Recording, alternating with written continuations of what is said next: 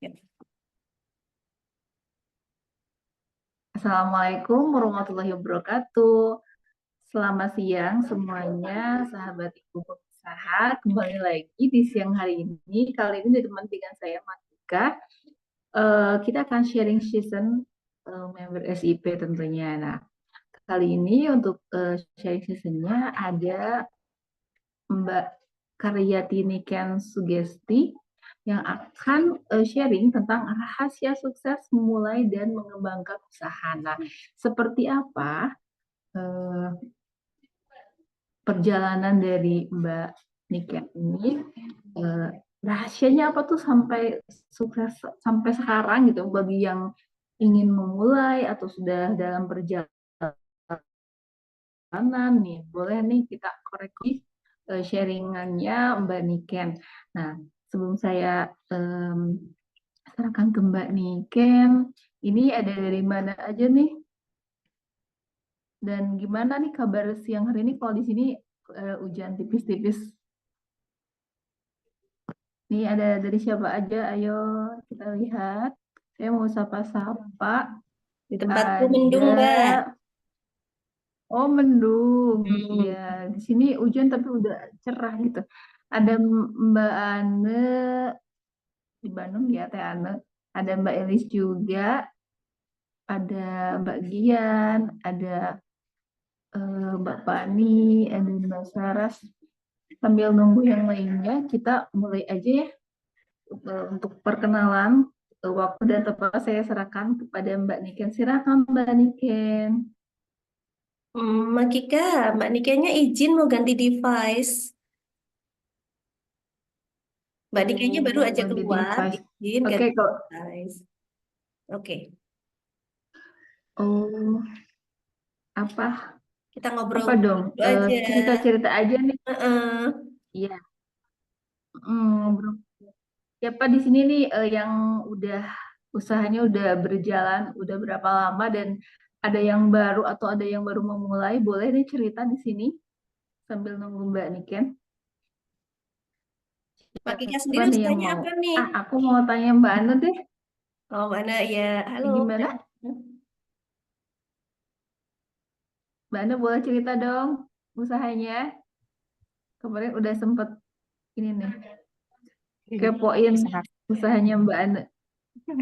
usahaku ini udah jalan 7 tahun, benar. 7 tahun udah lumayan ya.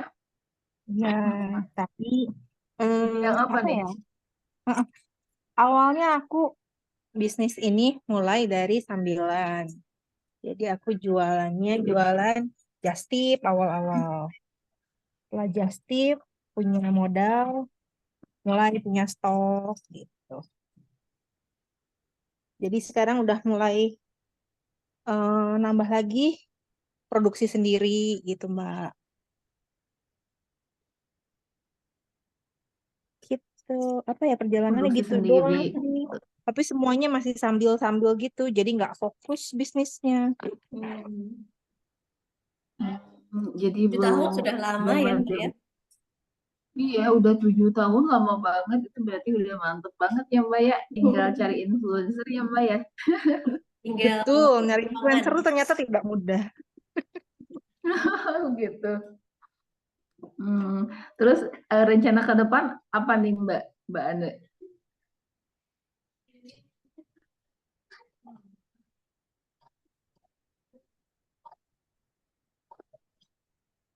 Sepertinya sinyal apa ya? Iya sinyalnya ya. Hmm. Mbak Mbak ini aja Mbak Woro aja. Aku belum tahu loh Mbak Woro usahanya apa. Background usaha saya bangunan, Mbak, udah lama. Berapa ya? Saya mulai buat sama suami itu 2006 sampai sekarang. 11 tahun. Berapa, Mbak? 19 tahun. Iya. Kapal. Oh, Masya Allah, Iya, udah lama Mbak. banget. Kapal 19 planner tahun. berarti ya Mbak ya. Gimana? Mbak Woro. Kapal planner berarti ya Mbak Woro sama Kapal suami. trainer. Oh iya, nggak denger nih, Mbak. Iya, kapal trainer. Hmm, Apakah Mbak? Oh, belum belum masuk ya, menarik. Mbak Hmm, Niken. menarik. Mm-mm. belum masuk. Dulu Oh, awalnya itu menarik cuma juga ya kapal perahu. Aku tuh untuk kapal predator itu aku baru cita-cita, belum terlaksana Mbak. Kita pengen kapal predator tapi masih sendiri-sendiri gitu. ya apa nanti Masih misal masing-masing tapi dilangitkan masih nanti itu masih ketemu deh. dalam angan-angan gitu belum. Oh Mbak Niken sudah masuk nih Mbak. Mm-mm. Oh, Mbak Niken. Oh iya, Mbak Nikennya sudah masuk. Gimana Mbak Niken sudah siap?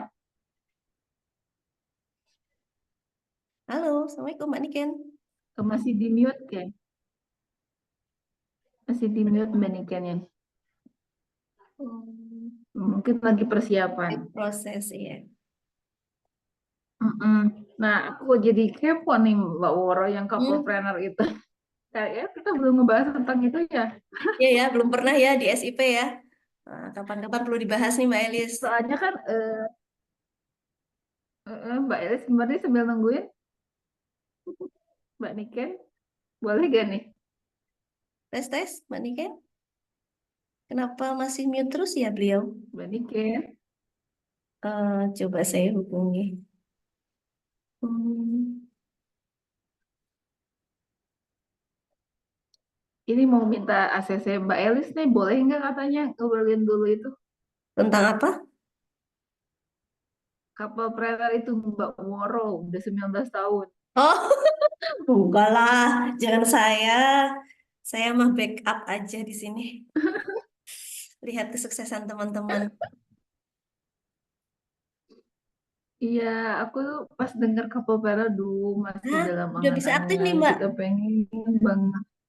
Suatu Mbak Niken. Alhamdulillah. Oke, Oh, Alhamdulillah. saya dengar. Nah, silakan Mbak Niken untuk berkenalan dulu bersama para buju di sini. Silakan Mbak, waktu dan tempat saya persilahkan. Terima kasih Mbak Malika. Mbak Malika ya. Makika aja Mbak manggilnya. Itu Spotify udah sih agak Maika. bermasalah. Ya. Oh, mohon maaf juga kalau ada suara-suara dari luar ya. Mm-mm. Tak apa Mbak. Oke. Mbak Niken bisa open videonya. Suara saya apa kedengaran sama teman-teman? Kedengaran Mbak Niken wajah cantiknya yang belum terlihat. Kedengaran Mbak. Ya. Iya. Ngomong-ngomong Mbak Niken sehat? Apakah ada agak putus-putus kah? Iya sih. Enggak sih. Tes tes Mbak Niken. Ya Mbak, halo. Oh iya. Iya. Halo teman-teman. Ya, silakan Mbak Apakah Niken. putus?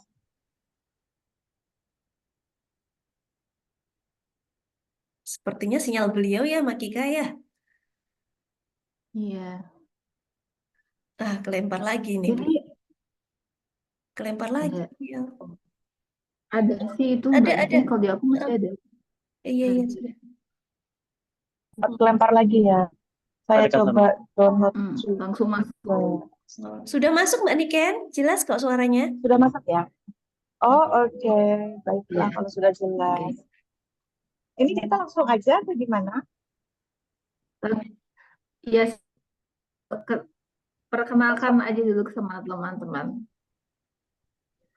Oke. Jadi saya akan bikin nanti untuk perkenalan lebih lanjutnya bisa pas saya share screen kalian. Atau nanti bisa dibantu sama teman-teman juga. Dari Sudah teman-teman terlihat Mbak Niken? SIP-nya. Jadi kalau teman kalau Wah, Sailor eh, Moon nih. ini kan dan saat ini punya beberapa bisnis bersama suami. Ya, nanti mungkin saya akan jelaskan lagi atau akan cerita-cerita ya. Kalau hari ini kayaknya cerita-cerita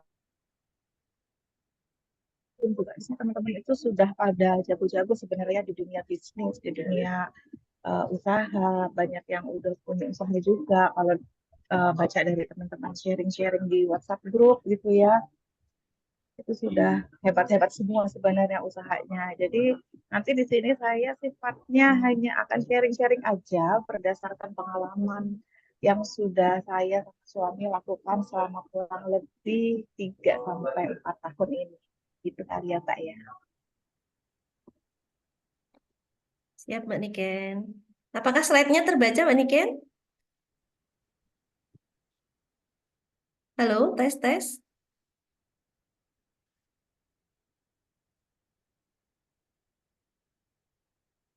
Terlempar ya beliau. Masih ada. Di tempat saya nggak ada. Oke, terima kasih. Berarti nanti ini saya dibantu sama. Iya, Mbak Niken. Tapi suara Mbak Niken hilang timbul. Mbak Kika, apakah share screen saya terlihat? Halo, Mbak Wuro. Terlihat, Mbak. Oke, silakan Jelas. Mbak Niken. Ya, Silakan dilanjutkan.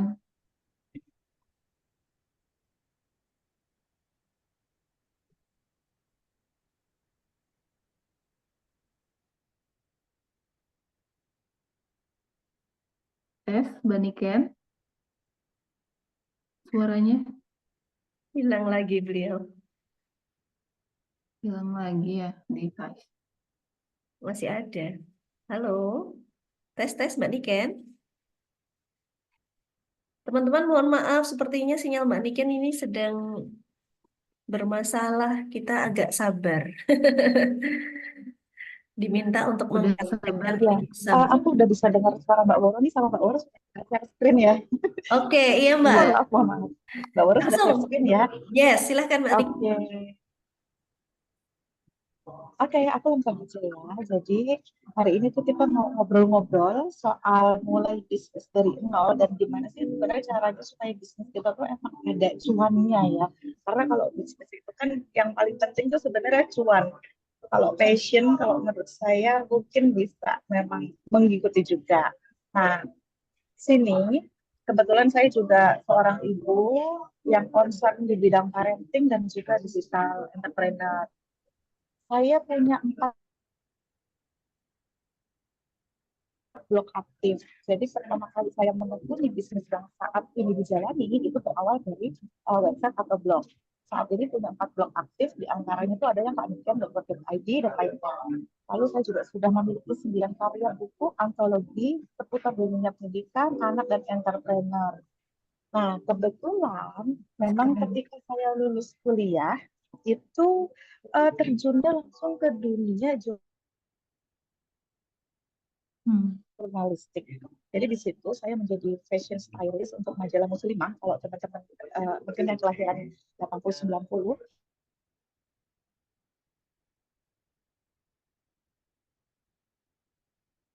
ada Jaya juga seperti itu.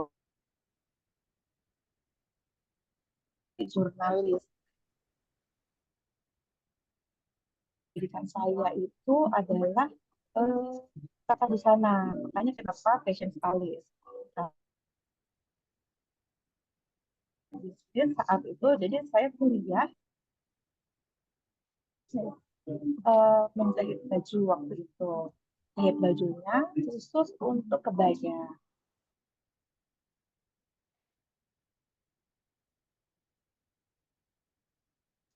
Nah, kemudian walaupun masuk perusahaan, lalu juga pernah jadi corporate communication juga gitu kan. Nah, di sini ketika saya sudah memiliki anak di tahun 2013, kemudian saya punya anak, tapi kira-kira mau ngapain ya kalau misalnya anak ini tuh kayak nggak dikasih kegiatan apa-apa gitu kan. Nah, akhirnya saya concern atau fokus di pendidikan anak-anak. Saat itu ikut komunitas, beberapa komunitas, salah satunya juga ibu profesional. Nah, di ibu profesional inilah saya pertama kali yang namanya punya bisnis yang berhubungan sama dunia anak-anak, yaitu playdate. Kebetulan awalnya tuh dari saya sama beberapa teman-teman yang memang suka dunia anak itu bikin Kids Corner untuk ibu profesional Jakarta. Nah, dari situlah pertama kali bikin event, terus pikirnya kok kalau cuman kita bikin event sekali kayaknya kurang ya, apalagi yang bisa kita lakukan untuk anak-anak lebih banyak lagi gitu kan. Akhirnya yuklah kita bikin nih lebih terstruktur, lebih baik lagi gimana kalau kita bikin playdate. Jadi seperti IO. Akhirnya dari situ muncullah IO atau event untuk playdate-nya anak-anak di wilayah Jakarta, Tangerang, Bekasi, seputar Jabodetabek lah ya. Itu mulai di tahun 2017 sampai 2019 ketika saya harus pindah ke Kota Malang karena anak pertama saya ini kan mau sekolah SD dan kita berencana hijrah gitu ya. Akhirnya kita pindah dan playdate ini sempat agak terhenti. Walaupun saya koordinasi tetap bisa melalui online, tapi ada beberapa hal yang, oh kayaknya kita masing-masing istirahat dulu nih, karena biasa kan kalau ibu-ibu ternyata ada satu tim yang hamil.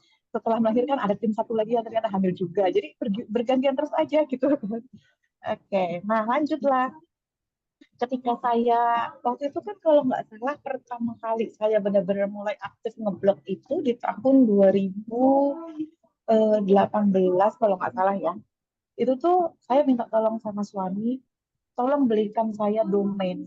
Saya mau bikin blog, tapi blognya blog pribadi. Saya seperti bilang gitu. Karena waktu itu di Ibu Profesional kan ada tugas yang bisa di-share-nya, entah itu boleh di blog, atau boleh di sosmed, dan lain-lainnya. Kalau nggak salah, di kelas Bunda Cekatan ya, kalau yang apa Bunda, saya lupa deh. Nah, akhirnya saya bikin blog. Sampai suami bilang, aku bikinkan kamu blog, tapi yang harganya paling murah per tahunnya. Karena aku tahu kamu tipenya kadang on, kadang off, kata dia gitu. Takut nggak konsisten. Karena kan kalau bikin blog itu lumayan ya biayanya. Terus juga kita kan harus maintain setiap tahun. Jadi kan aku nggak tahu kalau kalau saya pribadi gini, yang penting aku kan bisa nulis. Yang penting kalau misalnya ada tugas dari ibu profesional tuh, aku bisa masukin di blog gitu kan. Nah, setelah itu pindah ke Malang baru 6 bulan, ternyata pandemi. Nah, ini nih ceritanya, ketika pandemi itu akhirnya banyak atau merintislah kita beberapa bisnis. Boleh di slide selanjutnya ya Mbak Woro? Di slide selanjutnya. Nah, kalau kemarin nih, sebelum aku lanjutin tentang bisnis, kemarin kan teman-teman itu dapat ya di Instagramnya sahabat ibu profesional kan ada kuis tuh yang lagi heboh berapa hari ini di WhatsApp grup ya. Kuisnya mana yang perlu dilakukan terlebih dahulu sih, sebenarnya branding, riset atau transaksi. Nah, kan kemarin teman-teman itu udah pada mulai nulis tuh di WhatsApp grup. Ya, nggak ada yang bilang, aku branding dulu, kalau aku riset dulu, kalau aku misalnya penting jualan dulu deh. Nah, kalau misalnya aku boleh tahu, boleh teman-teman ketik aja sih di kolom chat.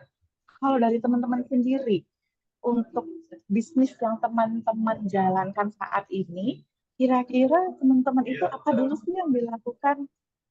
Boleh tulis di kolom chat ya. Karena gini, kalau di sini aku nggak akan mencari benar atau salah ya, tapi kita akan lebih sharing-sharing aja sih apa yang udah aku lakukan nanti gitu. Boleh silakan tulis di kolom chatnya. Oke, riset. Mbak, ya Mbak Woro bilang riset dulu. Mama Tika bilang branding. Oke.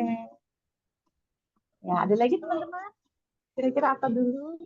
Kalau branding ini Mama Tika berarti brandingnya branding perusahaan, branding atau branding personal. Kayak saya branding personal sama produk. Oh, oke. Ya. Lu kalau nggak ngurus tadi riset ya, riset tapi jadinya belum jalan-jalan. Iya, iya, iya. Oke, ada lagi yang ingin menjawab? Biasanya teman-teman melakukan apa dulu? Branding, riset, atau yang penting jualan dulu aja deh. Nanti akan mengikuti yang lainnya gitu ya. Nah, Kalau teman-teman bisa lihat di sini, Kalau sebenarnya kan, kalau saya tuh brandingnya kayak ikut-ikut sponsor kayak gitu. oh oke, berarti yang kalau bisa kita ikut sponsorship, itu kan produknya ya Mbak ya, nanti yang Iya, akan lebih dikenal, begitu kan? iya, mm-mm. Oke, Iya, oke, siap-siap. Berarti lebih ke branding produk ya. branding produk. Oke, siap. Lalu ada lagi, kalau yang melakukan riset, biasanya riset apa aja nih Mbak Woro sama Mbak Cahya Ayu? Risetnya seperti apa Mbak? Kalau saya sih lokasi, Mbak ya, karena ini saya sudah mau bikin cabang yang keempat. Jadi tiap kali mau buka cabang, maka aku akan lihat lokasinya seperti apa. Di situ masih berkembang tidak untuk penduduk, karena saya backgroundnya material, Mbak, bahan bangunan. Jadi daerah di situ, warganya, usia, kemudian perkembangannya bagaimana, ekonominya bagaimana, mereka ekonomi backgroundnya dari apa, apakah pertanian atau pekerja, ya kurang lebih seperti Ya, itu. ya, betul. Karena toko bangunan ya Mbak ya. Yes, Oke, kalau Mbak Cahya Ayu, riset juga nih, tapi belum jalan-jalan. Kalau Mbak Cahya berarti bisnisnya apa? Saya sih saat ini sih counter pulsa, tapi ya maksudnya jadi dari rumah aja gitu, nggak yang rame produk-produknya gitu atau apa aksesorisnya, HP atau gimana gitu. Jadi masih ini juga sih karena eh ya ini juga buat permodalan juga dan ini kayaknya banyak saingan gitu. Jadinya akhirnya ya masih biasa-biasa aja gitu, Mbak.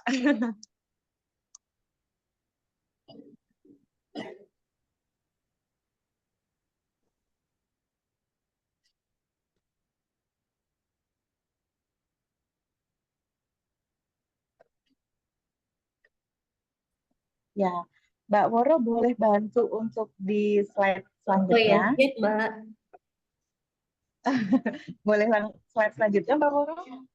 Nah, jadi gini teman-teman, sebenarnya kalau kita ngomongin untuk usaha kecil atau, oh maaf, maaf Mbak, yang tadi yang riset itu, yang alurnya, slide sebelum ini, Oke. sebelum ini ya Mbak, yang tadi ada alur. Jadi kalau misalnya kita mau ngomongin tentang apa sih yang lebih dulu sebenarnya idealnya itu tuh kita melakukan riset dulu. Kemudian ini untuk kalau aku pribadi untuk ngomongin usaha kecil menengah ya akan berbeda dengan misalnya perusahaan-perusahaan besar. Misalnya perusahaan seperti XL atau misalnya eh, pokoknya perusahaan Telkom, perusahaan-perusahaan kayak Ruang Guru dan lain-lainnya itu pasti akan berbeda penanganan masing-masingnya. Kalau untuk usaha kecil menengah yang dilakukan biasanya itu melakukan riset terlebih dahulu dan nggak usah bingung nih mikirin risetnya tuh harus yang A, B, C, D dan terlalu detail atau benar-benar risetnya tuh riset yang eh, aku tuh harus begini ternyata harus begitu enggak tapi riset sederhana aja orang butuh nggak sih sebenarnya sama produk kita gitu kan terus kira-kira produk kita ini akan menguntungkan buat kita atau tidak nah kayak gitu nanti terus kira-kira dapat uangnya nggak sih kalau misalnya aku jualan ini nih misalnya jualan pulsa atau misalnya jualan casing handphone kira-kira aku untung nggak ya nah jadi riset kecil-kecilan aja yang kita lakukan kemudian transaksi kalau misalnya untuk usaha kecil menengah UMKM itu biasanya kan yang penting gue jualan dulu transaksi dulu gue punya uang gue lakukan lagi gitu ya lalu branding nih nah kalau branding biasanya itu kan ada personal branding ada juga produk branding seperti tadi Makika produk branding lalu ada juga corporate branding seperti itu jadi untuk ini idealnya riset transaksi atau penjualan kemudian branding tapi kembali lagi nanti ke masing-masing teman-teman cocoknya yang mana sih seperti itu karena itu pasti akan selalu berkaitan. Nah, bagaimana dengan kasa kreatif? Boleh di slide selanjutnya, Mbak Woro. Kasa kreatif ini cukup apa ya istilahnya aku membangunnya sampai suami itu cukup nggak cukup berdarah sih, cuman begini. Jadi aku cerita pengalaman aku ketika pindah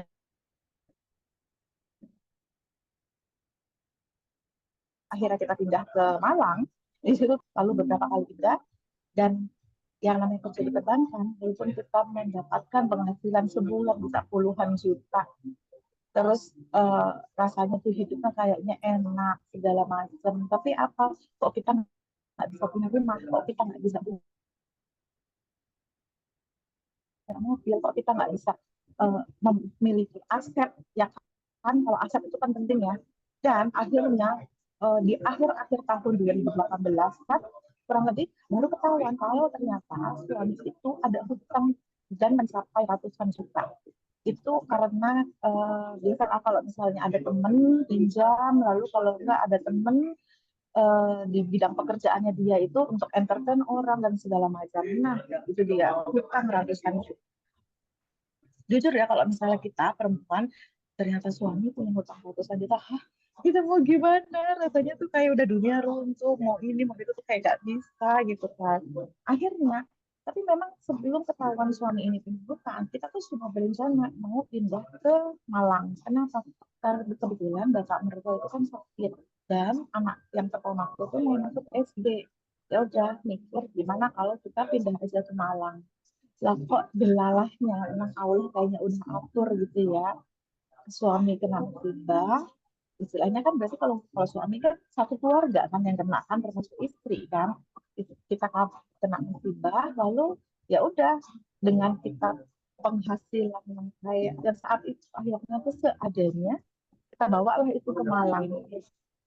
Saat itu terakhir suami masih bekerja di Unilever, karena kan beberapa kali di bank kemudian pindah ke Unilever dengan posisi yang cukup lumayan sebenarnya.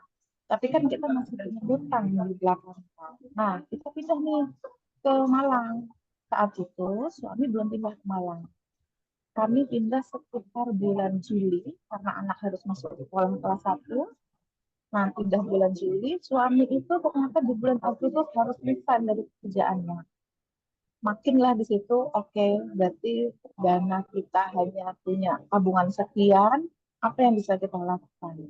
Jadi aku sama suami waktu itu ya buka usaha, campur lah, bikin mainan edukasi anak lah, pokoknya apapun itu benar-benar kita coba jualan balado telepon, terus saya juga bikin laundry. Waktu itu kita pernah ada simpanan dana sekitar 16 juta, itu kita pakai untuk membuat beli alat-alat laundry yang second gitu. Lalu untuk daftar jadi tukang ojek online. Suami daftar jadi tukang ojek online. Nah, baru beberapa bulan bulan Desember kalau nggak salah itu kita buka tuh yang namanya laundry di rumah mertua, karena waktu itu aku masih numpang di rumah mertua.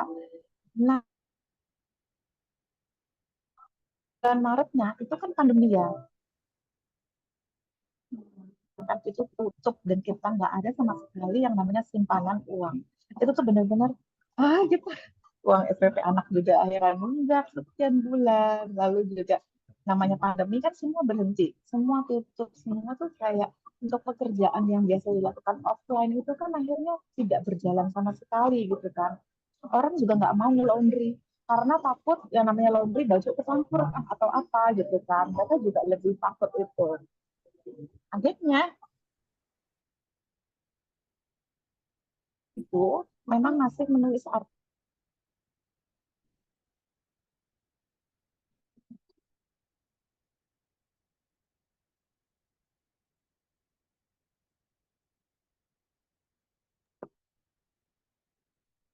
Tes tes.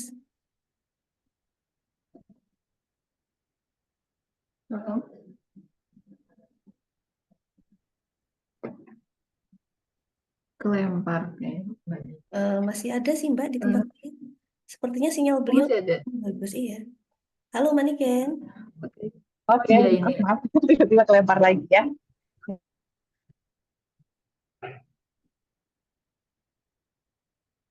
Silahkan Mbak Niken.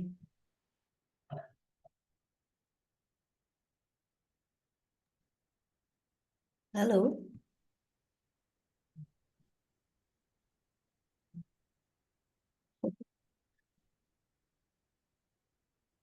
Respon tidak. Baik, belum respon. Sambil nunggu Mbak Niken, barangkali kalau misalnya ada yang mau bertanya boleh di kolom chat, nanti lanjut di sesi pertanyaan yang akan dibacakan. Silakan yang mau bertanya boleh mulai di kolom chat ya. Nah, Mbak Niken sudah kembali lagi. Ya ini sepertinya karena sinyal ya. Jadi Mbak Nikennya keluar masuk. Halo Mbak Niken, Iya, Mbak, maaf, Mbak. sudah bisa merespon? Ya, sudah bisa ya. Oke, Apa? nah, jadi waktu pas, apa namanya, pas pandemi itu, kebetulan saya kan memang masih menulis ya.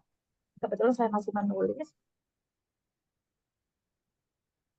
lalu juga suami itu akhirnya yang bisa dilakukan adalah dia jualan manisan jahe. Manisan jahe ketika pandemi itu kan cukup laris ya. Cukuplah itu istilahnya misalnya sehari laku 100.000 kah, 200.000 kah, atau berapapun itu. Jadi ya udah kita coba kejar jualan manisan jahe gitu kan. Dan saya juga masih menulis artikel permintaan dari beberapa klien atau agensi seperti itu. Boleh dilanjut Mbak Woro slide-nya? Nah, jadi ketika saya menulis blog atau di website itu, sebenarnya suami itu bingung. Emangnya kalau misalnya nulis di blog itu masih ada uangnya ya? Dia tuh selalu ngomong gitu. Ketika dia tuh kan kita sempat masih jualan apa tuh namanya es campur ya. Es campur itu masih kita coba buka walaupun melalui online gitu kan. Suami nanya, emang kamu nulis itu bisa menghasilkan uang? Kata dia gitu. Loh, iya ya. Kebetulan sekarang itu kalau kita nulis diminta sama agensi atau diminta sama brand, itu kita bisa dapat uang. Minimal tuh bisa dapat 300.000 untuk satu artikel, 700.000 untuk satu artikel, dan harganya berbeda-beda. Nah, disitulah suami tiba-tiba langsung gini, mikir, kalau misalnya satu artikel dibayar 700.000, kalau kamu nulis 10 artikel, berarti kan ada 7 juta. Kalau misalnya ada 1.000, begini, misalnya 1.000 artikel, berarti kamu bisa dapat sekian puluh juta. Oh ya udah, aku kerjain aja tuh. Mau nggak kamu yang masuk di komunitas-komunitas, kamu yang ketemu sama teman-teman, sama orang-orang, tapi aku yang belajar lebih detail, kata dia gitu. Terus dari situ Mbak, suamiku tuh langsung kayak, apa ya, mungkin entah otak bisnisnya atau otak dia memang gimana ya supaya dapat uang cepat gitu kan. Karena kan satu sisi kita dikejar debt collector, harus bayar hutang gitu kan. Satu sisi anak juga butuh bayar sekolah, satu sisi kita juga butuh makan. Intinya kan kita butuh uang cepat gitu. Nah, disitulah akhirnya suamiku tuh belajar dia menganalisis dapat uangnya, ada duitnya atau enggak. Lalu dia yang riset. Makanya kenapa aku bilang kalau kita bikin bisnis itu memang sampai awalnya itu udah riset. Walaupun risetnya ini kecil-kecilan aja gitu kan. Ada uangnya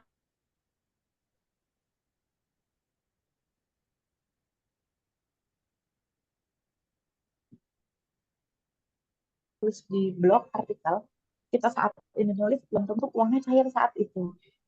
Nah, bisa jadi uangnya itu Baik. cairnya 2 bulan lagi, 3 bulan lagi. Sedangkan kita itu kan butuh uang cepat ya. Akhirnya suami itu bilang gini, ya sudah uang kita tinggal 900.000. Lalu aku harus bayar hutang ratusan juta. Lalu juga anak kita butuh 3 bulan kita nunggak sebenarnya. Lalu apa yang harus kita lakukan lagi? Intinya di situ tuh kayak kita nemu strong way-nya kita. Kenapa kita harus bangkit gitu kan? Kenapa kita tuh benar-benar ya karena banyaknya permasalahan kita nggak bisa kalau begini-begini aja. Nah akhirnya kita tuh kayak maksa diri kita, diriku, diri suami gitu kan. Kita tetapkan goalnya. Saat itu suami cuma mikir aku mau penghasilan 10 juta per bulan dan aku mau bisa hutang-hutangku ratusan juta itu lunas dalam waktu mungkin dua tahun kah atau 3 tahun kah atau 4 tahun kah minimal uang cicilan hutang itu lunas. Saat itu hutangnya itu kartu kredit Mbak, dan itu nggak hanya satu dua kartu kredit tapi ada 9 kartu kredit itu yang bikin gitu. Nangis rasanya dengan hutang seperti itu ya. Oke, lanjut Mbak di slide selanjutnya. Jadi, nah ini Mbak dia, Niken. ada yang namanya, iya Mbak, Ini ya. sambil berjalan ke slide berikutnya, ini ada yang bertanya dulu. Oh iya boleh, sebentar Hmm, saya cek di kolom chatnya. eh, Iya, ini di kolom chat Ada ada pertanyaan, dari Mbak Fani. oke, Assalamualaikum Mbak Niken, oke. mau tanya terkait riset, apakah ada ketentuannya bisnis seperti apa metode risetnya tertentu? Misal saya ada bisnis reseller, jual produk sendiri dan jual jasa.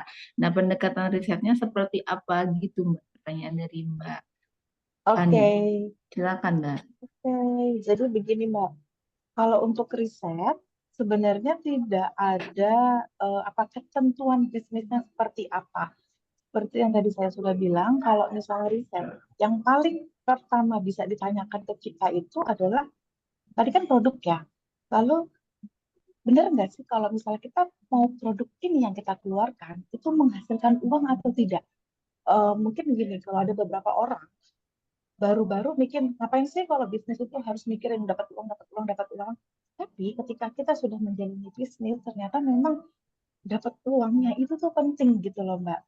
Bukan mata duitan ya, ini harus dibedakan sebenarnya ya untuk ini. Kalau mindsetnya ke bisnis itu gimana caranya lu dapat uang, lalu nanti uang itu akan diputar lagi begitu. Jadi ketika kita mau mengeluarkan produk misalnya reseller reseller buku anak itu kan biasanya banyak ya kalau reseller buku ya. Reseller buku aku jualan ini unik atau enggak, bisa untung atau enggak, bisa dapat uangnya atau enggak sih gitu kan. Terus kira-kira ada nggak ya yang akan beli buku anak ini? Dan misalnya buku anaknya yang hardcover, ceritanya misalnya tentang norma-norma atau tentang adab, kira-kira ada nggak yang beli? Nah, itu tuh biasanya yang benar-benar jadi pertanyaan ketika kita mau riset, Mbak. Kayak gitu. Terus kira-kira buku anak ini apa namanya mengatasi permasalahannya orang tua enggak? Kan kadang-kadang orang tua ingin anak-anak dibacakan buku, kemudian ingin anaknya tuh lebih bisa anteng, atau enggak mungkin anaknya jadi lebih punya pengetahuan dan kawan-kawan. Nah, itu mengatasi permasalahannya mereka atau tidak? Itu tuh biasanya Mbak kalau riset yang kita lakukan sih seperti itu. Kira-kira seperti itu Hmm, Mbak Penny ya. Mbak Fani. Kalau untuk produk sendiri sama jasa, biasanya mirip tapi agak berbeda. Kalau misalnya jasa itu kan lebih ke gue jual gini-gini. Kalau aku kan kebetulan juga bidang jasa ya Mbak ya. Jasaku itu adalah digital PR dan kemudian Hmm, ini nanti akan nyambung sama di flatku yang selanjutnya. Jadi karena jasa itu pertanyaan yang wajib ditanyakan ya itu tadi yang aku bilang ada uangnya atau enggak itu udah paling paling awal banget dan kalau kita bidang jasa kalau misalnya kita udah effort mengerjakan dengan apa namanya tenaga kita lalu kita tidak dibayar sesuai dengan harganya itu kan istilahnya kita capek juga ya gitu kan gimana yang namanya bidang jasa itu mengerjakan se-effort A hasilnya dapat effort yang bagus juga gitu kalau untuk bidang jasa sebenarnya jasa juga termasuk cukup enak juga ya Mbak kalau jasa itu setahu saya keuntungannya pun minimal bisa 30% kan dari harga produk ya bahkan ada yang bisa 100%, 90% lah misalnya itu kalau jasa ya biasanya keuntungannya cukup besar dibandingkan produk fisik seperti itu. Nah, gimana Mbak Penny? Gimana Mbak Apa Fani? ada yang ingin ditanyakan? Saya sambil lanjut di slide yang tadi ya. Kalau Mbak Penny ada pertanyaan lagi boleh, atau ada yang ingin ditanyakan lagi boleh. Jadi, Ini kata Mbak Fani, eh, mm-mm. baik seringkali kalau rasanya menghasilkan uang, cuman ketika tes pasar ternyata tidak sesuai target, katanya gitu, Mbak. Oh oke. Biasanya gini, em, saya kebetulan ada bisnis lainnya, satu lagi itu yang dibangun cukup menggunakan dana gitu ya. Setelah ini bisnis kesekian, setelah mencoba tes dengan A, B, C gitu kan. Kalau misalnya gini, kebetulan bisnis ini untuk catering pernikahan. Nah, di catering pernikahan ini kita itu kan partneran ya. Karena kita partner, ada partner nih yang dia itu memang sudah laris banget dan sudah terkenal dan sudah istilahnya banyak yang order sama dia. Kemudian kita cobalah berpartner sama dia. Kita coba kami dari sisi marketing dan ada tim yang dari sisi untuk masak-masaknya, untuk chef dan segala macam. Lalu ada yang itu produksi. Nah, tapi ternyata memang nggak se kita sudah tes nih, rasanya enak, apapun sesuai sama masakan chef bintang 5 lah. Harganya juga lebih affordable dibandingkan yang lain. Tapi ternyata 3 bulan pertama itu memang belum menghasilkan. Nah, di situ kita tetapkan target. Kira-kira masih bisa dipertahankan atau tidak ya bisnis ini? Terus masih bisa seminimal mungkin nggak ya bisnis ini dijalankan, budget yang harus kita keluarkan? Kita tetapkan waktu misalnya 1 tahun. Nah, berarti aku nih sama suami, sama temen, 1 tahun kemudian, pokoknya kita harus bisa dapat targetnya sekian, sekian, dan sekian. Seperti itu. Jadi, kalau misalnya di tahun selanjutnya ternyata tidak menghasilkan lagi, kebetulan ini masih masih 1 tahun ya Mbak, kalau di aku. Kalau 1 tahun kemudian ternyata tidak bisa dipertahankan lagi, kami pribadi atau aku dan suami itu lebih milih tutup. Karena kita tipe yang nggak mau mempertahankan bisnis atau usaha yang ternyata tidak menghasilkan. Karena itu akan menggerus budget dari apa namanya, menggerus budget dari penghasilan lain seperti itu. Jadi kalau bisnis sudah tidak menghasilkan, tutup. Daripada menggerus dari penghasilan lain. Seperti itu sih Mbak. Kalau kalau aku ya sama suami itu tipenya seperti itu. Walaupun misalnya tes Kayak gitu. pasarnya oke, ternyata pas kejadiannya kurang.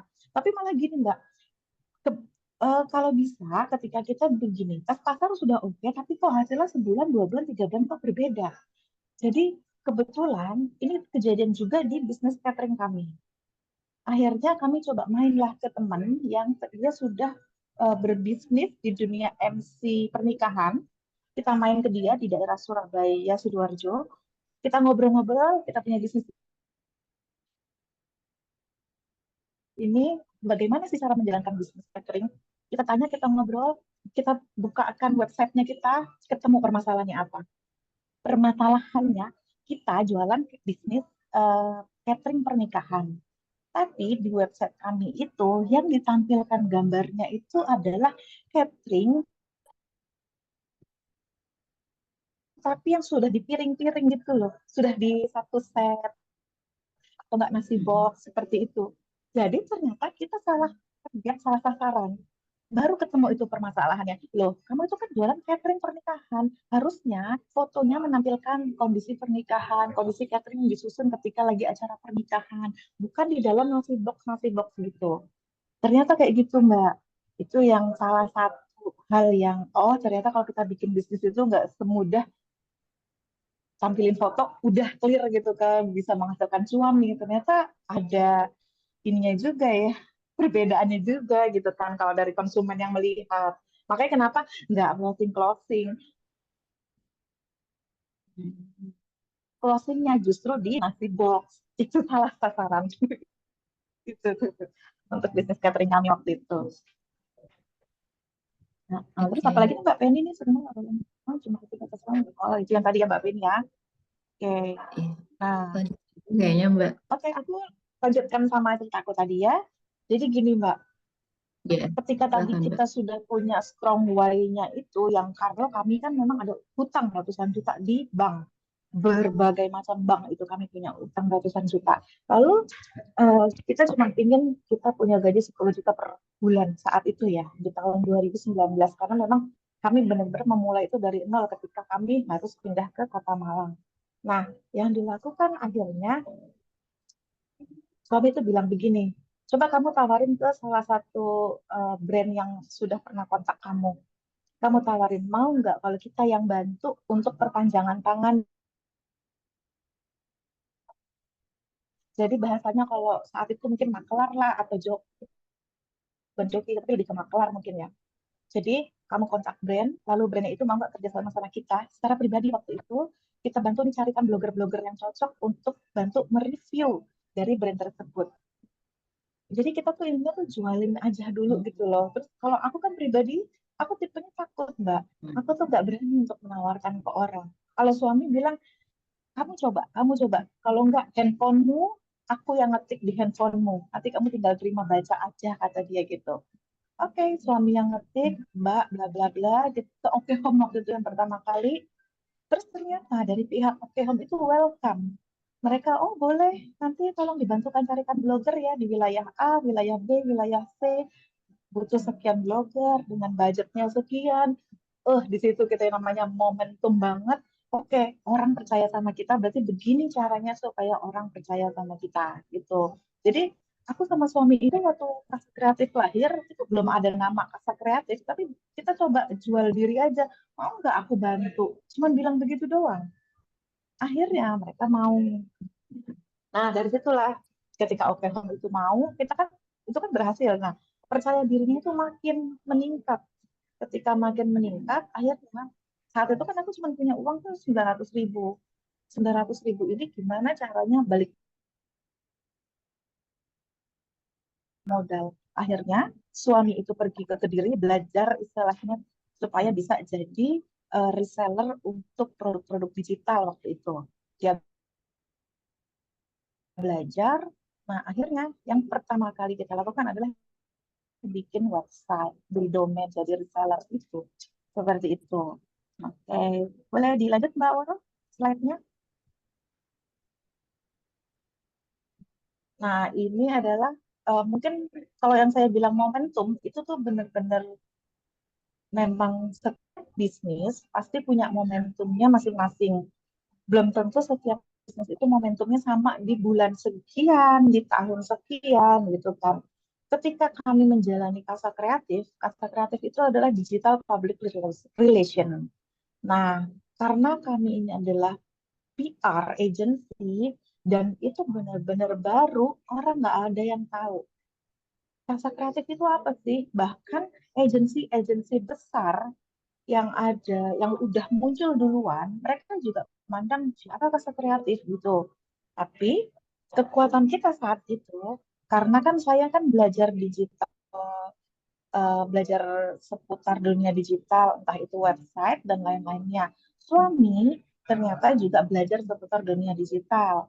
Akhirnya kita tuh mengelola website kita lebih proper alias bisa dilihat secara visibilitas di mesin pencari. Nah, dari situlah akhirnya karena kan juga saat itu kan memang dunia digital itu lagi berkembang pesat banget ya.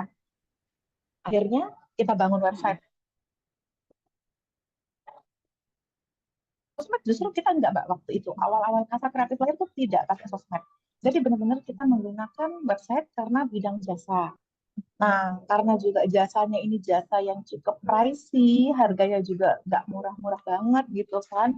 Jadi memang target marketnya kita sasar itu berarti untuk perusahaan-perusahaan atau startup minimal seperti itu. Jadi kita sudah tentukan. Nah, dari situlah kita bangun websitenya. Kemudian ketika nama perusahaan kita sudah bisa dilihat di mesin pencari, biasanya apa namanya para pemilik bisnis, startup, perusahaan dan lain-lainnya itu akan mencari jasa itu melalui media online itu tadi. Misalnya mau nyari jasa press release, tadi akan carinya di Google. Ya, kalau nyari di Google itu kayak apa istilahnya lebih trustable seperti itu. Nah, dari situlah yang namanya bisnis-bisnis yang ada di dunia digital itu juga banyak bermunculan kan. Makanya kenapa tadi itu teman-teman juga butuh yang namanya riset. Ada peluangnya nggak sih ini? Ada uangnya nggak sih ini? Kalau misalnya ada uangnya, kira-kira uangnya seberapa ya? Nah, kayak gitu. Itu yang biasanya kita lakukan. Seperti ini kan ada riset ya, lalu ada kalau teman-teman mungkin di dunia digital itu bisa jualan di e-commerce yang tadi reseller-reseller memanfaatkan e-commerce kah atau menggunakan digital marketing kah. Nah, itu nanti bisa disesuaikan. Lalu jangan lupa juga mengevaluasi idenya teman-teman. Kenapa? kalau misalnya teman-teman sudah berhasil 3 bulan pertama nih, sudah berhasil jualan, sudah berhasil mendapatkan omset, lalu bagaimana caranya tuh kita menganalisis untuk kompetensi. Jadi biasanya kan sudah banyak kompetitor ya. Kalau di pasar kreatif, 1 tahun pertama ketika pandemi itu masanya kita benar-benar growth ya. Jadi benar-benar penghasilan itu benar-benar melejit banget. Nah, di tahun ketiga inilah yang namanya titik-titik kalau di dunia bisnis itu tahun ketiga, tahun kelima, tahun ke-10 itu yang benar-benar ada titik-titik di mana bisnis itu mau dipertahankan kah atau mau ditutup kah atau kalau dipertahankan mau inovasinya apa seperti itu. Nah, itu makanya kenapa perlu evaluasi ide. Di tahun ketiga biasanya teman-teman butuh evaluasi nih idenya. Kalau sekarang bisnisnya misalnya reseller baju, nah berarti di tahun kalau misalnya sudah laris, sudah cukup, sudah oke, terus pendapatan itu nggak akan terus-menerus naik, tapi lama-lama itu akan flat.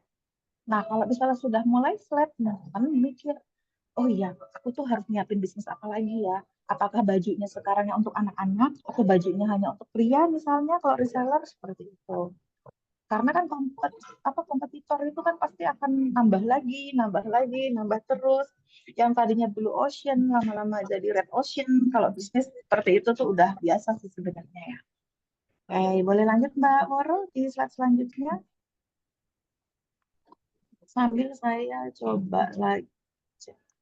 Nah, di sini nih teman-teman, kalau misalnya gimana sih bisnis itu benar-benar bisa sustainable. Kalau ini saya bercerita berdasarkan eh, apa namanya yang sudah saya sama suami lakukan ya Mbak ya. Jadi nanti mungkin bisa disesuaikan sama teman-teman semuanya. Gimana ya namanya mempertahankan bisnis itu tetap ada uangnya. Kalau yang kita lakukan itu seperti ini. Jadi memang riset pasar itu udah yang paling penting banget banget. Jadi mau bisnis apapun lakukan riset pasar. Mau buka, istilahnya buka apa namanya fotokopian juga kan harus riset. Kira-kira cocok nggak fotokopian di perumahan atau cocok nggak fotokopian tuh di dekat sekolah. Nah itu kan harus diriset kan. Lalu ide bisnisnya juga cari produk itu yang emang bisa menyelesaikan masalah konsumen, bukan apa yang kita istilahnya apa yang kita pinginkan. Kalau dulu aku kan punya bisnis ini juga sebenarnya eh, mainan edukasi anak. Tapi suami itu dari awal tuh sudah bilang, kamu bisnis mainan edukasi ini cuman karena keinginan kamu, karena kamu merasa passion di sini, kamu merasa bisa mengembangkan, lalu kamu bikin nih bisnis ini, mainan edukasi anak. Tapi kalau kamu nggak belajar, kalau ternyata ini nggak menyelesaikan masalahnya orang yang butuh mainan ini, bisnis ini kemungkinan itu tidak berkembang. Nah, ternyata memang kejadian lah seperti itu. Ketika ada terbentur masalah produksi, biasa kan kalau ibu-ibu produksinya nggak nyampe, aku kadang bikin, kadang enggak, jualinnya di e-commerce kok begini, ini begini. Nah, akhirnya ide bisnisnya ini tidak berkembang dan akhirnya tidak bisa dipertahankan seperti itu. Makanya kenapa butuh yang namanya business plan. Kalau misalnya teman-teman nih punya passionnya memang bikin bisnis produk anak tadi misalnya ya, jadi gimana cara supaya tetap berjalan? Aku punya cerita. Jadi di Malang itu ada yang namanya Woofy Land, Woofy Space. Jadi pertama kali ini namanya Mbak Gea ya. Dia salah satu pengusaha di Malang juga perempuan. Awalnya dia berbisnis apa namanya printable printable. Jadi mainan edukasi anak fokusnya hanya di printable. Dia bikin desainnya, dia bikinkan printable-nya, dia cetak, lalu dia jual. Awalnya jualannya masih pakai kayak map-map gitu. Nah, akhirnya dari situ, karena kebetulan saya mengikuti dia sejak saya pindah ke Malang. Nah, saya lihat dia hanya jualan itu aja waktu itu. Tahun pertama, tahun kedua, ternyata dengan sistemnya dia, dengan bisnis plannya dia yang cukup rapi, saya perhatikan di tahun ketiga atau keempat, dia bikin yang namanya playground. Dia bikin playground di Malang, lalu dia jualan itu produk-produknya di playground, lalu dia buka kafe mini di playground.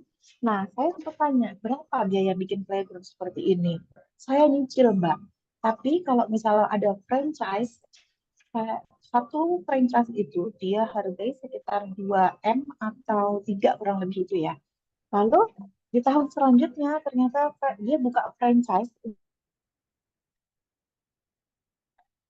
space, dia buka di Surabaya. Kemudian dia buka lagi di Yogyakarta dengan harga franchise-nya itu 2 miliar. Nah, saya perhatikan, oh oke, ternyata memang bisnis plan-nya dia itu rapi, terstruktur, dia bisa analisis, di sini butuh apa, kelemahannya bagaimana, kekuatannya seperti apa, ada nggak peluang seperti itu. Nah, selanjutnya itu adalah berpikir kreatif ya teman-teman. Kalau seperti biasa sih sebenarnya, kalau di pasar kreatif, pertama kali yang dilakukan itu yang dijual adalah blogger outreach dan eh, media buying. Media buying ini ketika brand atau perusahaan membutuhkan exposure lebih, misalnya perusahaan lagi ada gathering, perusahaan meluncurkan produk baru, lalu mereka ingin diberitakan di media-media nasional, mereka akan panggil kita nih untuk bantu menulis artikelnya, lalu share ke beberapa, istilahnya beberapa media-media. Nah, kan bisnis seperti ini ternyata kan makin lama juga makin banyak kompetitor. Akhirnya masa kreatif itu berpikir, kita harus apa lagi ya kira-kira, produk apa yang bisa kita ciptakan, produk apa yang bisa kita kembangkan. Nah, akhirnya saat ini kita sedang mempersiapkan, misalnya kita membuat platform. Kita bikin platform dengan misalnya platformnya itu advertiser bisa langsung beli ke platform tanpa harus melalui kita. Lalu advertiser bisa langsung bersentuhan dengan apa istilahnya, seperti blogernya kah atau langsung ke medianya kah seperti itu. Jadi kita sedang jalankan untuk platform seperti itu. Nah, selanjutnya ini pemasaran yang efektif. Saluran pemasaran ini pasti kan kalau masing-masing bisnis itu berbeda ya. Kalau misalnya bidang jasa cocoknya dengan marketing A, kalau misalnya dijual secara offline mungkin cocoknya di yang medsos misal atau apa, itu kan pasti akan berbeda ya. Jadi teman-teman pastikan nggak semua saluran jadi bisa aja loh teman-teman semuanya. Jadi misalnya teman-teman cuma jualan dari website aja, atau bisa misalnya yang fokusnya ke sosmed, nggak apa-apa dari sosmed, tapi dilihat cocok nggak dari sosmed kira-kira gitu biasanya. Oke, selanjutnya Mbak Woro bisa di slide berikutnya. Nah, ini dia. Eh, yang model ya tadi ya, yang sebelumnya Mbak Woro. Boleh balik ke slide sebelumnya. Nah, kalau modal, modal itu sebenarnya nggak melulu harus uang ya. Kadang ada yang namanya tuh modal ilmu kita. Kita punya ilmu bisa dipakai, pengetahuan lah ya. Modal juga bisa relasi. Lalu kalau dana itu biasanya ya beberapa bisnis memang membutuhkan dana. Bisnis apapun sebenarnya bukan berarti itu tanpa modal, tapi sebenarnya ada modal. Namun modalnya itu bisa dari berbagai macam cara. Salah satunya di Warta Jatim. Kebetulan kan saya punya media namanya Warta Jatim. Warta Jatim ini kami bikin karena memang kita nggak apa istilahnya, kita suka dengan membuat website gitu kan. Kita bikinlah satu website media yang memang mikirnya ini harus bisa jadi uang. Tapi kan waktu itu memang tidak ada uangnya sebenarnya. Tapi 1 tahun setengah ini hampir 2 tahun berjalan, beberapa waktu lalu ada salah satu apa namanya, orang dari DPR gitu yang melirik website kami. Nah, ketika dia melirik itu ternyata sebelumnya dikenalkan sama temennya kita gitu kan, ada website nih namanya Warta Jati, mungkin lo butuh exposure di media, bisa loh kamu kenalan sama teman-teman dari Warta Jatim seperti itu. Nah itu benar-benar itu melalui relasi. Dari situ alhamdulillah ini sekarang lagi proses deal-deal dan segala macam, kita dapat dana sekian ratus juta untuk menjalankan Warta Jatim ini, untuk menjalankan Warta Jatim sebagai media di wilayah Jawa Timur gitu. Jadi modal itu bisa dari berbagai sumber ya, Mbak ya. Nah, tadi itu yang jaringan dan relasi juga. Lalu ada branding. Kalau misalnya kemarin teman-teman bilang, aku branding dulu, aku riset dulu, nggak masalah, bebas buat teman-teman. Tapi kalau bagi kami pribadi, kalau yang dibutuhkan pertama kali itu adalah riset. Kenapa? Ketika branding itu kan kalau kita kan suka membaginya menjadi tiga ya. Branding ke personal kah, atau branding ke produk kah, atau branding ke perusahaan. Yang kami lakukan untuk Kasa Kreatif saat itu adalah branding perusahaan. Bagaimana yang namanya Kasa Kreatif itu dikenal sama orang banyak, sama produknya. Bahkan personal, orang nggak ada yang tahu kalau misalnya orang di belakang Kasa Kreatif itu adalah aku sama suami misalnya. Ketika kita ketemu orang, aku kemarin pernah bikin press release di Kasa Kreatif, oh iya, bla bla bla, ngobrol-ngobrol, ownernya ini baru tahu, oh ternyata kamu yang ada di baliknya Kasa Kreatif, kamu yang punya. Jadi orang tuh nggak ada yang tahu gitu loh. Seperti itu, karena memang kita nggak branding secara personal ya, tapi lebih ke perusahaan sama ke produknya kita. Kayak gitu. Karena kalau misal teman-teman yang memang fokusnya adalah menjadi mentor atau menjadi konselor atau menjadi pembicara, itu biasanya branding personal memang dibutuhkan lebih dahulu. Jadi nanti teman-teman sesuaikan sama bisnisnya teman-teman masing-masing. Emang branding personal kah atau aku butuhnya branding produk karena aku mau jualan produk bukan jualan akunya sebagai manusianya gitu. Nah, selanjutnya ini legalitas. Kalau teman-teman merasa bisnis teman-teman itu sudah cukup settle, dan ingin berkembang lagi, diusahakan produk teman-teman itu punya legalitas. Kalau di makanan kan biasanya butuh yang namanya BPOM, seperti itu ya. Terus PIRT kalau untuk makanan, minuman, biasanya butuh. Lalu kalau untuk bidang jasa juga butuh legalitas lainnya, apakah pendaftaran merek juga, untuk bisnis apapun pendaftaran merek kah, atau butuh menjadi PT kah, tapi tergantung kebutuhan teman-teman lagi. Kalau dulu, ini saya cerita lagi ke Kasa ya. Kalau di Kasa ada satu titik apa namanya klien, satu titik itu dia ternyata menanyakan legalitasnya Kasa Kreatif. Padahal selama ini Kasa Kreatif punya klien gede-gede, punya klien dari apa namanya Extra Joss, klien dari Grab, dari apa itu tidak pernah menanyakan legalitasnya Kasa. Dan saat itu kita transaksi pakai dana dan apa pakai rekening pribadi juga tuh aman. Tapi di satu titik ternyata ada klien yang saya mau lihat dong legalitasnya Kasa. Terus ada juga yang minta bisa nggak ini kalau transfernya ke rekeningnya perusahaan. Nah, mau nggak mau dari situ kami mencoba untuk melegalkan nama PT-nya, PT-nya ini bergerak di bidang apa dan kawan-kawannya. Jadi kita punya akta hukumnya ya dari Kemenkumham.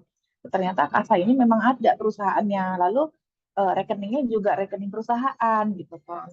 Jadi, tapi tergantung sama bisnisnya teman-teman ya. Kalau memang sudah membutuhkan legalitas, silahkan gitu. Kalau waktu itu Kasa akhirnya membutuhkan dan beberapa bisnis biasanya kalau misalnya proyeknya ke pemerintahan atau proyeknya ke beberapa perusahaan besar itu biasanya diminta yang trustable ya sebenarnya kayak gitu.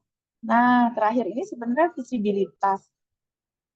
Teman-teman kalau misalnya punya bisnis, lalu saat ini masih menggunakan metode pemasarannya atau brandingnya itu menggunakan media sosial, itu nggak apa-apa. Nah, ketika sudah menggunakan media sosial dan ketika teman-teman memang ternyata sudah cukup oke nih omset sebulan targetnya mencapai, 2 bulan mencapai, 1 tahun target memang sudah mencapai. Nah, dari situ bagaimana caranya supaya teman-teman bisa naik kelas lagi? Nah, biasanya kalau yang dilakukan sama beberapa pengusaha itu adalah gimana usahanya ini tuh bisa diliput sama pihak media atau enggak diulas sama pihak-pihak yang bisa mengulas media bisnisnya teman-teman begitu. Kenapa?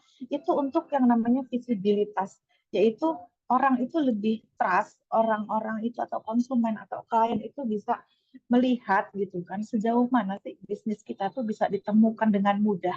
Kalau misalnya tadi teman-teman ada yang jadi reseller buku gitu ya, misalnya reseller buku-buku khusus board book misal. Nah, terus kan banyak ya sebenarnya ya, reseller board book itu pasti banyak. Tapi yang membedakan teman-teman misalnya namanya misalnya apa misalnya nama tokonya Woro misal contoh. Nah, bagaimana yang nama toko Woro ini lebih dikenal secara meluas lagi, nggak hanya di lingkungan teman-teman aja nih yang di sekitar kita, nggak hanya di lingkungan di wilayah Malang, tapi juga seluruh Indonesia, bahkan ke dunia misalnya. Itu yang namanya visibilitas. Biasanya itu sudah eh, tahap selanjutnya ketika melakukan branding itu, nah itu di visibilitas. Biasanya kayak gini tuh ini Mbak, bentuknya itu kayak terlihatnya di mesin pencari, di Google kah, di mesin pencari lain kah, seperti itu. Nah, kira-kira seperti itu untuk masalah visibilitas. Kalau teman-teman ada yang mau bertanya, boleh kok silakan langsung bertanya aja ya. Sama slide terakhir kali atau apa ya Mbak ya? Aku coba oh ini ya. Gimana caranya berbisnis dari nol? Kalau aku pribadi, Mbak, eh, gimana sih caranya kita untuk menjadi seorang entrepreneur? Sebenarnya ibu-ibu ini udah luar biasa banget ya. Dari mulai ngasuh anak, harus ngasuh anak, harus juga ngurusin kerjaan rumah tangga. Nah, yang membedakan itu gimana supaya kita bisa one step ahead dari yang biasanya kita lakukan, itu adalah update diri sih, update. Jadi mau nggak mau gini, kalau suami saya selalu bilang gini, saat ini kamu circle-nya mungkin blogger, tapi kamu nggak bisa terus-terusan berada di circle blogger. Kamu mencari circle yang lain, perluas circle kamu. Misalnya, entah itu circle-nya di para pengusaha kah, perempuan, atau circle-nya apa, tapi kamu cari circle lain yang bisa kamu bisa bikin berkembang. Seperti itu. Jadi memperluas circle kita itu penting. Apalagi yang fokusnya, kalau kita mau jadi pengusaha, mau nggak cuman begini-begini aja, tapi mau melangkah maju lagi, cari circle yang memang fokusnya seperti itu. Gitu. Terus adaptasi juga sama perubahan. Jangan lupa follow akun-akun nih yang mengembangkan. Biasanya, misalnya kalau suka sama Box Sadino, ya sering-sering denger YouTube-nya atau baca-baca quotes-nya Box Sadino atau Mary Riana kah, atau siapapun itu gitu kan. Cari role model pebisnis yang sukses itu juga penting. Jadi Nah, jangan jangan lupa gampang juga puas nih. ya, Mbak ya. Kenapa, Mbak? Jadi jangan gampang puas gitu ya. Iya, betul banget, Mbak. Karena kalau aku pribadi pun dengan kondisi yang saat ini, jadi gini, Mbak, ada yang namanya ada yang namanya itu kalau di bisnis ya, buat para pebisnis udah cukup inilah ya, kayak misalnya pemilik properti, pemilik rumah makan di segala sudut gitu kan. Mereka tuh gini, eh, gue bisnis plannya begini, dalam waktu 3 tahun misalnya sudah mencapai target, ya udah gue akan buka lagi yang lain, bisnis lain. Kalaupun ini misalnya ternyata di tahun keempat rugi, ya sudah nggak apa-apa karena udah balik modal. Makanya gue bikin bisnis lain. Jadi bahasanya tuh gitu loh Mbak. Kalau kita kan mikir, ya ampun, aku kan punya bisnis tuh pengen bisa sampai kakek nenek, pengen bisa sampai tua, pengen berkembang terus satu bisnis ini. Ternyata nggak kayak gitu Mbak. Bisnis Iya. itu benar-benar saat ini lu dapat uangnya, lu bisa dapatkan uangnya di sini, lalu lu mikir lagi gimana caranya mengembangkan bisnis lainnya, gimana caranya berjalan ke sini, ke situ, ke tempat lain begitu. Kalau misalnya ada yang tahu ayam nelongso, tadi kebetulan juga salah satu klien tuh ya, ayam nelongso di Jawa Timur itu kan cukup hype ya. Kalau di Jakarta kayaknya ada juga satu dua tapi tidak terlalu banyak. Dia itu adalah restoran ayam, ayam geprek lah, ayam apa segala macam gitu ya. Tapi sebenarnya belakangan dia banyak tutup. Tapi di balik itu, dia itu bisnisnya bukan hanya bisnis restoran ayam aja. Ternyata saat ini dia itu adalah membuat manajemen restoran. Nah, ini luar biasanya banget ya otak-otaknya para bisnis itu. Dia membuat manajemen restoran, jadi dia tim suplai, lalu dia bikin nih, lu misalnya Mbak Woro atau Mbak Kika mau bikin restoran kebab gitu ya. Mbak Kika mau bikin restoran kebab, si tim yang ayat nolongsu ini yang akan bantu untuk, oh kalau mau bikin restoran kebab kamu harus begini, bisnisnya begini, ini begini, ini begini. Jadi dia manajemennya gitu loh Mbak. dari supply-nya juga nanti dari dia, supply bahannya, entah itu ayamnya, sausnya, piring, atau apapun itu. Tapi ini bukan franchise ya, jadi lebih ke bagaimana si Ayam Nelongso ini membuat perusahaan yang bisa memanajemenin perusahaan apa restoran-restoran yang mau dibuka sama orang lain. Nah, ini kan mikirnya, oh ternyata begitu ya. Ternyata kalau buka restoran enggak cuma restoran aja, ternyata bisa dibikin manajemennya. Jadi benar-benar oh terbuka nih pikiran kita gitu kan. Ternyata bisnis gak cuma buka toko wes gitu kan. Seperti itu. Jadi emang benar-benar mindset sama mental kita untuk menjadi wirausaha itu penting banget sih. Makanya kenapa kayak teman-teman dari FIP ini kan ini udah luar biasa ya. Setiap apa maksudnya benar-benar harus bisa memanfaatkan WhatsApp grup ini tuh jadi benar-benar ajang untuk saling sharing, ajang untuk saling berbagi. Itu tuh udah bener banget sih kalau menurut aku. Pun kalau misalnya suatu saat yang dari wilayah Malang, Surabaya, kalau misalnya mau ketemuan, ayo ada kopdar, misalnya yang teman-teman FIP yang wilayah sini. Kalau yang wilayah Jakarta mau ada kopdar, itu kan juga karena kalau ngomong langsung, ngobrol langsung itu bisa lebih Iya, terbuka betul. biasanya. Iya kan Mbak ya? Jadi Mm-mm. istilahnya saling bertukar pikiran, bisnis A gimana cara jalaninnya, aku gimana cara jalaninnya, jadi lebih dapat banyak gambaran. Gitu sih biasanya. Itu aja Oke. sih Mbak kalau misalnya dari aku ya gimana cara memulai bisnis ya. Sama yang kata Om Bob Sadino bilang ya, ya mulai. Kalau nggak dimulai mau kapan lagi kan gitu ya. Nah ini lah. Jadi nggak usah rencana terus, pokoknya maju aja wes. Sama kalau aku pribadi juga strong why-nya itu yang lebih dikuatin lagi. Kalau sekarang di aku pribadi kalau untuk hutang itu kan sudah setengah lebih itu sudah tertutup ya, tinggal sedikit lagi istilahnya. Lalu pendapatan sekian puluh juta per bulan itu juga sudah, berarti kalau kita nggak bikin lagi nih strong why yang baru, itu kita akan mandek. Makanya beberapa bulan ini, misalnya kasa tuh lagi posisinya tuh lagi normal, lagi stuck, aja lagi di situ-situ aja tuh. Tapi kan kita namanya bisnis kan harus mikir gimana nih caranya supaya dapat yang lebih lagi, dapat apa lagi, gua mau ngejar apa lagi, itu sih sebenarnya. Oke, Oke, terima Mbak. kasih teman-teman. Iya, oke. Oh, untuk yang mau bertanya, sepertinya Mbak Niken mau ada keperluannya, Mbak. Jadi boleh nanti di grup WhatsApp grup pertanyaannya boleh Boleh. dibaca di sana. Nah, untuk closing Iya. statement dari Mbak Niken sendiri ada nih nggak sebelum kita tutup acaranya? Closing statement-nya itu intinya mulailah dari sekarang, nggak usah mikirin aku nggak punya sesuatu, tapi kalian percaya aja bahwa kalian punya ilmu, kalian punya pengetahuan, terus teman-teman juga pasti punya relasi kan, nggak mungkin nggak punya teman gitu kan kita. Lalu kalau misalnya modal bahkan, iya kalau modal bahkan 50.000, 100.000 pun bisa jadi modal misalnya. Pokoknya mulai dari yang minimal, mulai dari yang apakah itu menghasilkan atau tidak. Kira-kira gitu sih sebenarnya. Pokoknya smart aja buat teman-teman ya. Oke, siap. Terima Oke. kasih Mbak Niken atas waktunya siang hari ini sudah sharing sistem bersama sahabat ibu pengusaha. Sampai di sini acara dari Oh, dulu Mbak, SIP. foto. Gimana? Oh iya, foto dulu. Oh, mau Oh foto dulu, foto, boleh. iya boleh. Tapi aku Silakan. izin nggak off cam ya karena itu, bisa nggak ya sebentar ya? Tadi itu, oh bisa kayaknya. Sebentar aja. Kayaknya, bisa nggak ya? Mari, Puji Karena tadi tuh Sumber. sempet, Hmm? nggak apa-apa, tanpa Oke. tanpa ini nggak apa-apa ya Mbak. Gimana? Nggak bisa kayaknya Mbak, ini kok apa, lagi error. Oke, monggo. Ya, Oke. seadanya ya. Iya. Yuk. Satu, dua, Gimana? tiga. Cheese.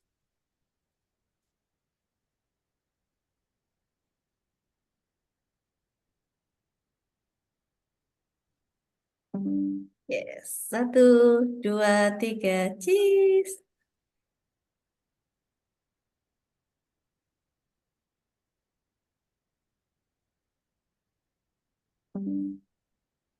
Ya.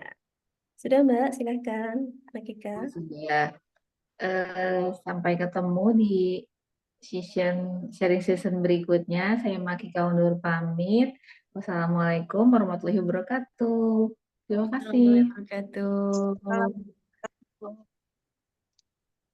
Terima kasih teman-teman semua. Mohon maaf lahir batin ya.